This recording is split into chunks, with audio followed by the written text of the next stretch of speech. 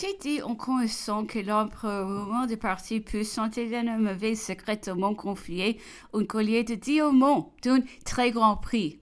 L'habitude de le porter depuis si longtemps faisait que je ne m'en occupais plus aucunement, si bien que ce ne fut qu'au bout de plusieurs jours de réclusion, et véritablement par hasard, que me revint à l'esprit.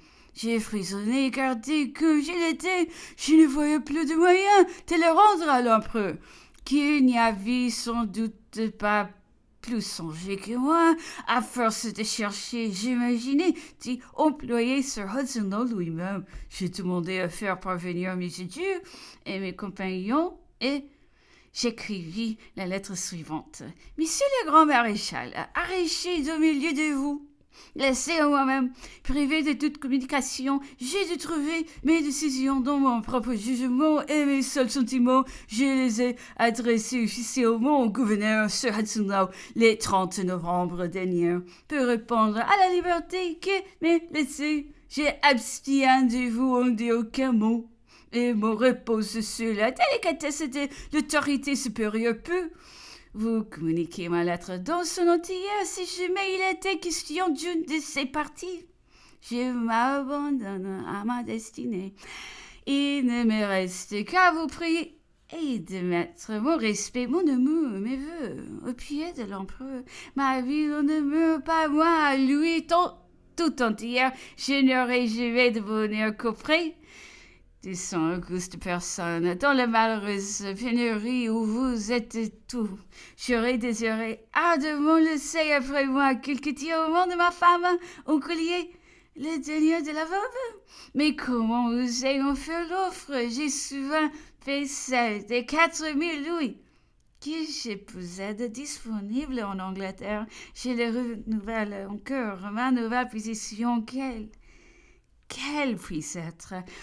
Ne doit rien changer, je serai désormais fier du besoin d'y peindre de nouveau à l'empereur, monsieur le grand maréchal, mon dévouement, ma fidélité, ma constance inaltérable, et vous, mes chers compagnons de Longwood, que j'ai toujours vos souvenirs. Je connais toutes vos privations et vos peines.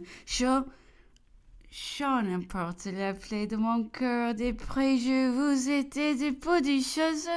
Au loin vous connaîtrez mon zèle et ma tendre sollicitude. Si l'on a l'humanité de m'en permettre l'emploi, je vous embrasse tout bien tendrement et vous prie, monsieur le grand maréchal, d'y acheter pour vous le sentiment de ma vénération et de mon respect.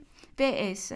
Cette lettre vous était destinée depuis longtemps. Elle avait été écrite lorsque je croyais m'éloigner de vous. Aujourd'hui, en recevant la liberté de vous l'envoyer, le gouverneur m'apprend que je dois attendre ici des réponses d'Angleterre. Ainsi, je serai des mois à Sainte-Hélène.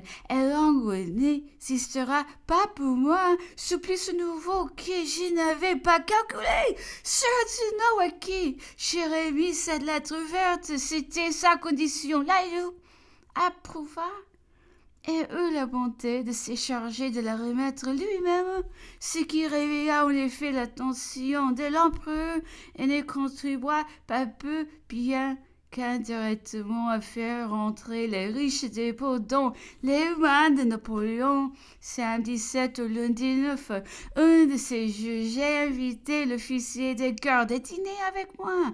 Il m'a raconté dans la conversation qu'il avait été longtemps des prisonniers de Verdun, mais qu'il avait enfin obtenu d'en sortir pour venir à Paris, et ce que peut mener le hasard. Quand il a nommé son intermédiaire de Paris, il s'est trouvé que c'était précisément moi qui avait obtenu du duc de Feltre cette faveur alors très difficile.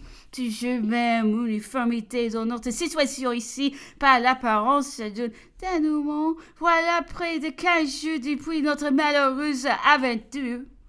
Et toujours même collusion, même interdiction, même supplice. Nous recevions à peine et seulement pas le gouverneur lui-même des nouvelles de l'empereur. Nous nous trouvions ainsi que je l'ai déjà dit, précisément en face de Longwood.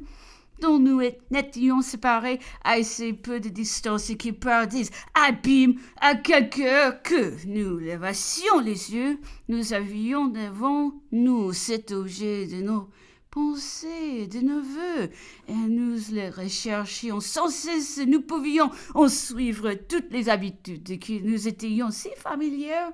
Nous en apercevions tous les édifices, mais il nous était impossible de distinguer aucun des objets animés.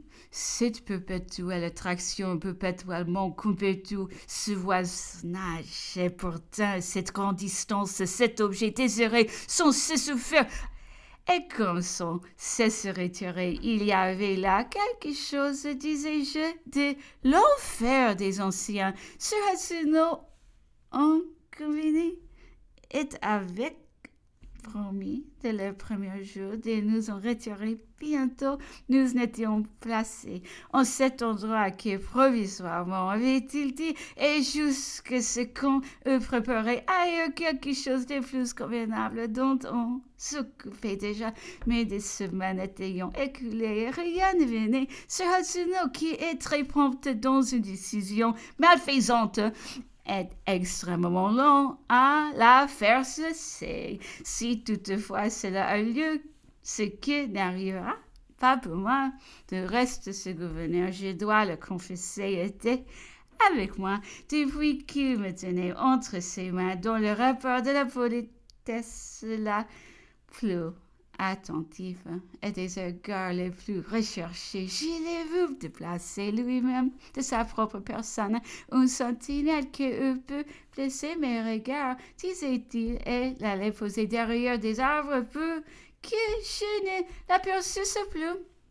Toutes ces dispositions pour moi, ces intentions réelles, me seraient-ils étant des plus bienveillantes? Son langage était propre à m'en convaincre. Plus d'une fois, j'en ai été à douter de la justice de l'opinion que nous nous en étions faite jusqu'à là.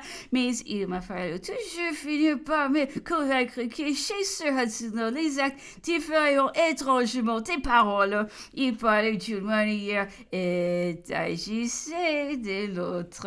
J'ai lu par exemple dans l'ouvrage de M.